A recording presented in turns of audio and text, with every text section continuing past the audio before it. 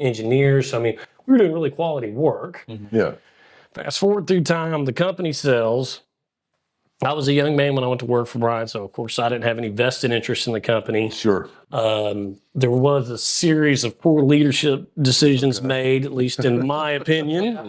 Right. And so after being a little bit disheartened and then having multiple new VPs under this new company that bought us, of which this company, it's called Taco. They still have HydroFlow. They're doing really well. I actually respect the owners over there. I like them a lot. But it just wasn't a fit for me anymore because I went from being kind of like I'm a hog, I've been here forever, head of the engineering on the inside sales team, handling all the warranty, making all these decisions. And then I wasn't happy. Yeah. And so I decided one day, I said, well, look, I know I can keep the lights on. And so I bought a bunch of inventory that they were going to just sell for scrap value.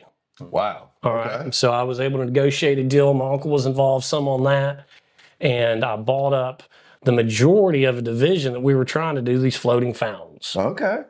All right. So I walked out of there with tens of thousands of dollars worth of fountain equipment for pennies on the dollar of cost from an OEM perspective. Yeah. I also shortly thereafter negotiated a deal with an additional, I don't know, probably $50,000 to $100,000 worth of additional equipment they were going to scrap that I was able to buy also for scrap rates. Built the inventory up, right? Fantastic. I mean, right off the bat, Yeah.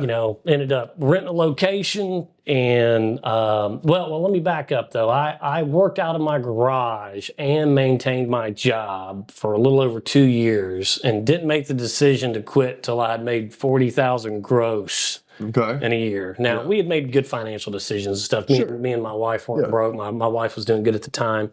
Well, you got to have a little money in the bank if you're going to take that leap. Yeah. And then so pretty much like, 2 or 3 weeks after I leave a six-figure job with a ton of time involved and plenty of vacation, excellent health benefits, and I quit for this little venture on the side, find out we're pregnant. Nice. Suddenly I found the motivation to be successful. That's right. Yeah. And Stakes get raised. the stakes got raised dramatically. Yeah. And so, Well, people need a good motivator. That's right. yes. And pregnancy can do that. Pregnancy's a big motivator. Serious over here. Yeah, you used to go clock the price of diapers. You're like, shit, man, it's turning real. So that's how it happened. So then, That's right. Needless to say, I got after it, and 10 years later, I'm still in the business. In the meantime, hell, my uncle built and sold a second company, and now he's fully retired. And then, so I guess I'm the only. Well, no, I've got a cousin who's in the business as well, but I'm the only one kind of still in it from an owner perspective in the pump industry for the Dashners, and still getting after it every day. Man, that's awesome. That's my story. It's a great story. Yeah, I love it, man. Yeah, appreciate it. I tried to narrow it down. I cut a little drama in there. I tried to shove it down. Yeah, was there any clientele that the company, once they absorbed the company you were with, was there like any book of work there they no longer wanted to service? Was it too small for them at that time? Or was there any benefit there? Any relationships you? Yeah, absolutely. Yeah, right. It's like you've been with a company for 15 plus years, like you have a lot of really good relationships. Sure. So there was definitely some crossover. I definitely never tried to do anything that would be like relationship shattering. Because I mean that though, because a lot of people do. Like, Oh yeah. Take everybody with you. Yeah, well, I was unhappy, but I was not bitter. Plus, too, in the world of like turbine manufacturing, you got to have some pretty big britches to do some of these bigger jobs. And I'm not that big compared to what these other guys can do when they're a couple $100 million or $500 million a year companies. Yeah. And so it was actually very advantageous for me to keep relationships with my former employer, a lot of the vendors I'd always dealt with, and now I've just got a customer base that's large enough that even though I don't hear from a lot of those guys every month, there's just enough people there to keep the lights on. Yeah. Yeah. And Well, so is your model today? I mean, are you still actively seeking out new customers, or do you have like a customer base that's large enough that you're sort of You're seeking it when you need to. Is it, yeah. Yeah, man, those are great questions. And if you're like me, it depends on how you felt that morning when you got It does. Well, I can tell you that as hard as I work, I sometimes battle with am I being lazy? And, Oh, sure. And, Yeah. I think That's- most entrepreneurs that's feel working for that yourself, way. yeah. It is. That's part of the deal, right? Like, well, am I pushing hard enough? Am I marketing hard enough? Am I bringing in new employees enough? Yeah. But then on the flip side, I've managed over the past 10 years to make sure that I'm home most nights by 5 o'clock. I'm home most every weekend unless I go to shows. Yeah. Over about the past 3 years, we've somewhat plateaued as far as just gross sales. But I'm trying to steadily change the business. I say change the business. I'm putting a lot of focus on the pond business because one thing that everybody looks at, it's the reason SaaS, software as a service companies are so profitable and so many other, it's the recurring revenue model, right? Like that's really, so like in the world of like a company's value, and I mean, I'm sure you guys know this, but a distributor is worth less than a manufacturer because a distributor can be cut off by the manufacturers and they're not worth anything anymore. And as the internet gets better and better and better, distributors are worth less and less. Come on, look at Amazon, right? Yeah. And so OEMs, if you take their EBITDA numbers and their multipliers, they can be 7 to 10 plus in the industrial world on value, whereas distributors sometimes aren't worth much. Yeah. Okay, well then comes in the recurring revenue model. And I've kind of backed into this just as I've gotten older. Well, recurring revenue models can have really good multipliers. Yeah. And so they can really take a relatively small contract style business and it's worth quite a bit. Right. And so I've actually kind of leaned into my pond business a little more because I'm excited to see that recurring revenue model keep growing. Absolutely. I know its value is solid, and I have a really great employee. His name's Mitchell Emerson. He does a really good job taking care of the service side. He does some sales, and then I handle just basically the overall company. And there's probably a benefit to being in this part of the country, right? I mean, oh yeah, it's a great you can't place. throw a rock and not hit a pond. That's right. Well, and we have rural areas. and we have year-round pond service here because like you go north of here, ponds freeze. Dude, down here it might be 70 degrees on Christmas. So I mean, we're Minnesota, the land of 10,000 lakes, right? Right. now listen. gets Some of the too biggest some of the biggest pond management companies that I know of are actually up north. Really? Yeah. And I'm relatively small fries compared to some of these big guys, but as a smaller company, and you can look at things like pool companies. There's a lot of them, but there's a lot of big boys. And we definitely have a solid footprint here. And so, but yeah, I've been pursuing that recurring revenue model a lot with kind of a long-term plan of letting that carry the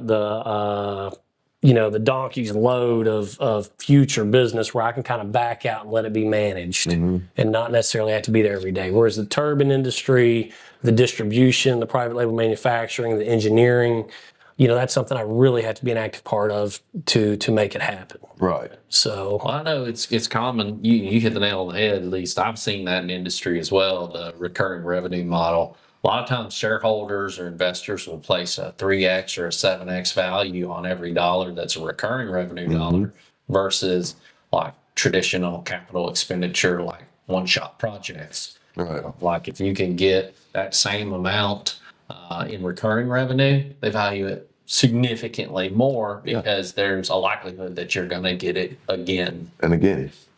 no, that's right. And even you got the contracts because I would say the 3 to 7 would be somewhat modest on a good recurring revenue model with contracts. I mean, It's a general statement. but you're clearly right. with But I'm just saying, like, I'm contracts, hoping for like 10 plus on the recurring revenues, whereas on the industrial distribution side, if somebody was to come in and value the company, they'd probably give me a 3 to 5. You see what I'm saying? I got you. And they're kind of married together. Look, I'm only 45, so I mean, I'm not. Even if somebody gave me a 10x multiplier today, I'm not going to sell today because that's still not enough for my lifestyle goals long term. And so, I would like to keep it growing for at least another decade. See where the company lands. You never know, man. As the company grows, employees might even want to buy chunks, and things can change a lot. But Absolutely. long term, if by the time I was in my mid 50s, I could either A, have a company operating independent of my presence, or B, bring in enough cash revenues to kind of be the okay, let me back out of the industrial side and start doing just stuff I really want to do on the side, which, you know, I'll always stay busy. Yeah. Oh yeah. You know, Yeah. but that's where I'm But at. you can buy that time back. Mhm. So, all right, Marcus, I get the gist of like the pond work, but so like, what are we doing? Like, is it aeration? Is it, can you tell me something about that? Yeah, absolutely, man. That's a great I mean- question. So, in any ecosystem, including above water, oxygen's a major player, right? Oxygen is responsible for everything having life. It's very important to us. Okay. So, well, can I interrupt real quick? So, Please. okay. So if I'm the landowner and I have this large pond or lake or whatever it may be, I don't know. Yeah. What's your definition of a pond first? What are we Man, talking we're typically anything over a quarter acre, I would Anything consider over a a quarter pond. acre, Anything under that's really ornamental. Okay, And, yeah. and a lot of people under that, they even have a lot of koi, and that's a little more decorative. But anything quarter acre and over, I consider like a pond. Of course, a cattle hole. Okay. Yeah. Sure. Yeah. Okay. And even cattle holes need a little work sometimes, but Okay. but true ponds, I'd say quarter acre and above. Okay. When All did you right, go so- from a pond to a lake, since we're doing definitions here? Oh man, don't get me lying. That's kind of like creek and river and creek and river.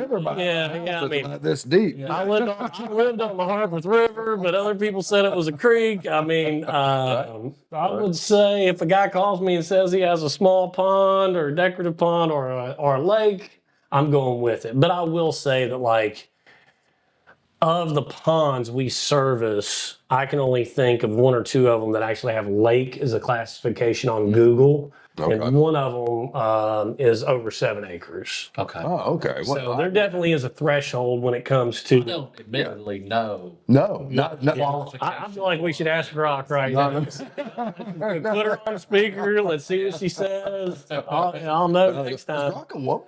Yeah, well, my Grok is. Okay, all right. Yeah. I used Grok. Watch what tab you select too. Get in trouble when she answers. That girl. That's funny. That was funny because I think you can put on like insult mode or something. Like you can be like, "Don't be friendly with me." Yeah, Really? yeah, you can. Yeah, they'd be You can. really mean, too. Yep. I think you can also put really.